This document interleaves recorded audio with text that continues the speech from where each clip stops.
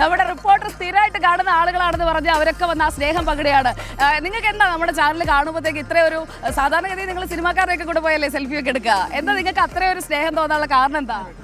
അത് ടീച്ചർമാർ സ്നേഹിക്കുന്നതൊക്കെ പറയുമ്പോൾ എനിക്കത് ഭയങ്കര ഒരു ഇതായി തോന്നുന്നു. അത്രയും ഗംഭീരമായ അവതരണം, അവതരണ ശൈലി ഗംഭീരം. അപ്പൊ നിങ്ങൾക്കൊക്കെ അത് ഇഷ്ടമാണെന്നുള്ള സ്ഥിതിക്ക് അങ്ങനെ തന്നെ തുടരാലോ അല്ലേ? അപ്പൊ നിങ്ങൾക്ക് ഒരു അതായത് ഒരു ജെൻ സെഡ് ആണല്ലേ, ജെൻ സി, ജെൻ സിയുടെ ഒരു ഒപ്പീനിയൻ എന്താ? ഇങ്ങനെ തുടർന്നാ മതിയോ? മതിയല്ലോ, അടിപൊളിയാണ്. അപ്പൊ ഇങ്ങനെ തന്നെ തുടരാം. അപ്പൊ ഞാൻ മാറാൻ ഉദ്ദേശിക്കുന്നില്ല. 2025 കുറച്ച് റിനു, 2025 ഞാൻ കുറച്ചൊന്ന് മാറാമെന്ന് വിചാരിച്ചായിരുന്നു. ഇവര് വേണ്ടാന്ന് പറയുന്നു. ഇതിൽ കൂടുതൽ വേണോ? ഇപ്പൊ തന്നെ വൈബാണ്. അപ്പൊ ഇതിൽ കൂടുതൽ എന്തായിരിക്കും അവസ്ഥ? നമ്മള് വൈബോത്സവമാണല്ലേ, കലോത്സവം. അപ്പൊ നിങ്ങളുടെ ഇത്തവണയും ഫസ്റ്റ് അടിക്കുമെന്നുള്ളത് ഏകദേശം എനിക്ക് തോന്നുന്നുണ്ട്. ഞാൻ പക്ഷെ ഒന്നും പറയുന്നില്ല. എല്ലാവരും മത്സരിക്കുമല്ലേ. അപ്പൊ നിങ്ങളുടെ തിരുവാതിര കൂടെ നമുക്കൊന്ന് കണ്ടാലോ? സെറ്റാണോ?